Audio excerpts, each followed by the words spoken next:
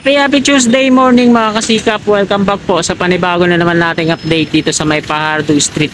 Gusto ko lang share sa inyo ngayong umaga mga kasikap, Agosto 22, taong 2023. Sinimulan ko to, walang naniniwala sa paligid ko. So ito na po yung latest na progress dito mga kasikap.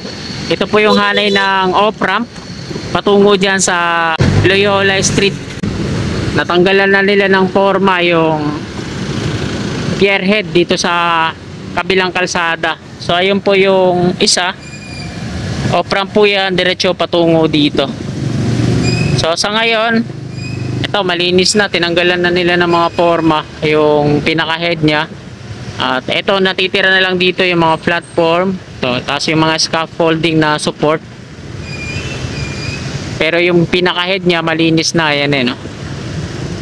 Bali pag naalis na to, baka installan na to mga kasikap ng super T-girders mula dun sa tawid patungo dito. Dalawang span at pangatlong span yung dun na mismo sa pababang ramp na po yan. So dun sa dulo hindi pa makukontinue kasi ayan nakaharang pa yung kabahayan dun, patungo yan palabas ng Loyola Street. At ito yung ilalim ng NLEX sa SLEX Section 2 mula dyan sa Espanya Boulevard patungo yan dun sa PUP Santa Mesa. Doon naman sa tawid, ayan, ang dami ng mga buhangin, gabundok, no? At merong malaking round concrete form dyan. So, ang gagawin natin mga kasikap, kakaliwa po tayo dyan sa Algeciras Street at, ayun, babaybay natin yung kabahan ng NLEX SLEX patungo sa G Tuason. So, tara, let's go! So ayan mga kasikap yung ilalim patungo yan dyan sa Loyola Street. Ayan na yung latest na progress nyo.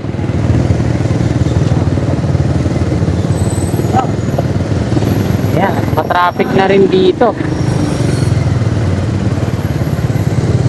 So ayan yung on-ramp naman patungo yan dito sa May Fajardo Street. Yung on-ramp na yan mga kasikap, kahit dito siya sa May Fajardo Street, diretso pa rin ng Espanya yan, no? Yung mga patungong Quezon City, pwede silang kumanan dito, dire-diretso sa on-ramp. At ayan, gabundok yung mga buhangin dyan sa ilalim ng viaduct ng NLEX sa SLEX.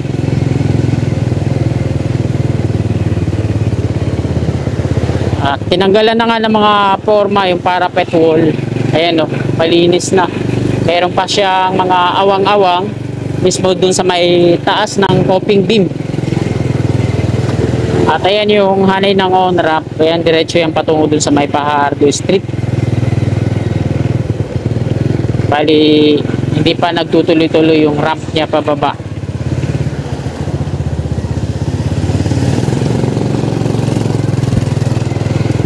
Dito naman, lalagyan pa lang ng mga rebar yung parapet wall niya.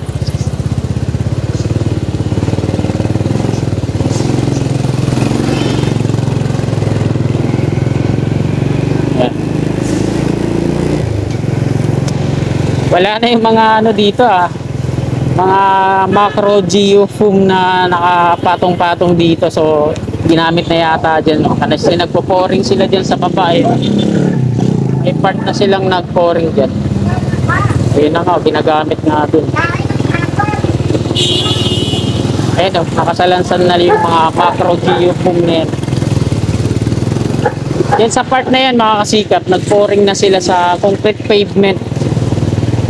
Ayan, so hindi lang tayo makagilid, hindi ko makipakita sa inyo kasi pa-traffic, baka businahan tayo.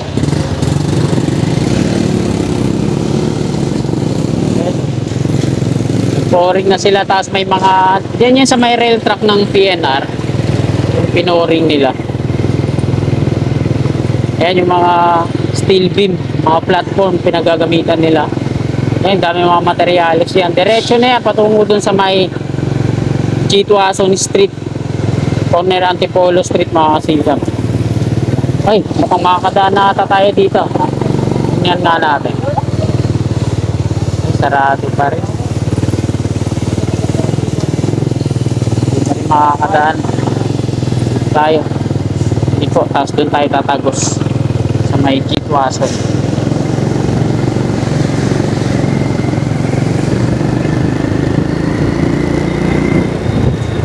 kaliwa tayo dito. Tapos labas tayo sa may G2 Ason Street.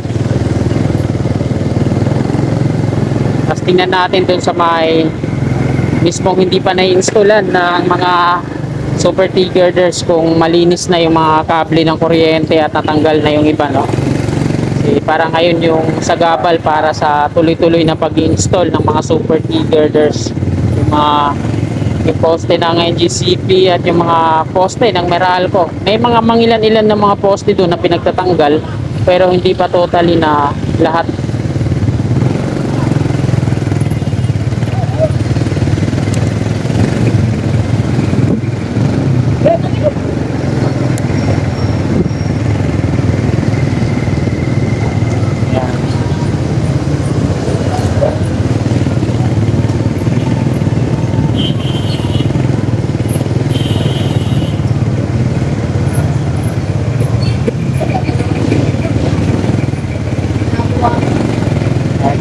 Pinagtatanggal na nga yung iba, mga kasikap. Medyo kumaliwalas na konti.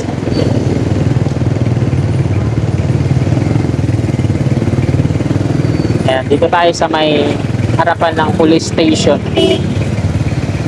Pakita ko sa inyo yung latest na progress dito. So ayan o, tinanggal na yung ibang bahagi ng mga poste dito. Ayan yung hanggang dyan pa lang yung viaduct ng NLEX SLEX. Dito na lang sa may mismo. So tingin ko dito mga kasika, itong poste ng NGCP, so parang kaya pa namang hilutin to no? Kayang malusutan.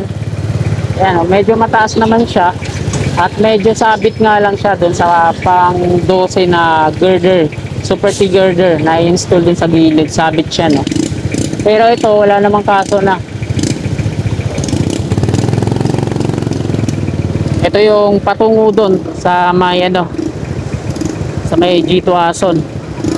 Ay sa may Ramon Magsaysay Boulevard. Kung mahaba pa sana yung oras natin, babaybayin ko to dito sa may gilid papasok doon. Kaso natatakot ako kasi baka mamaya may mga loko-loko doon. Hindi ko kilala yung mga tao doon, no. Bigla akong pagtripan. Ayan, yung latest na update dito. Patungo yan sa Ramon Magsaysay sa may Iglesia ni Cristo on-ramp.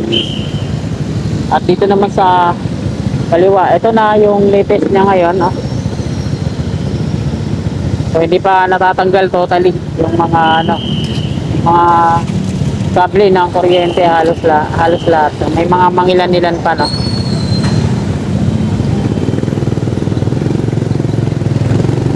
Abante na tayo.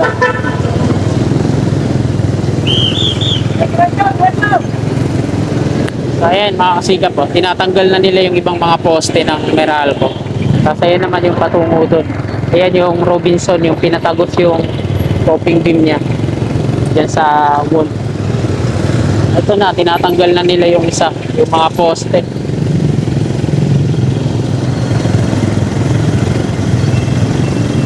At dito ulit tayo dadaan sa may D. Santiago patungo dun sa Ramon Magsaysay Boulevard.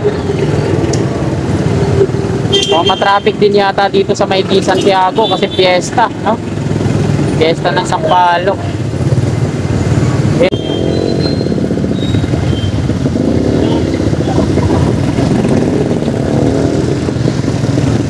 Yan, nandito na tayo mga kasikap sa may D. Santiago Street. At ayan, dito na po nagtatapos tong video na to. Maraming salamat po mga kasikap sa patuloy niyong suporta sa aking munting YouTube channel. Magandang umaga po, lagi po tayo mag-iingat. God bless po sa ating lahat.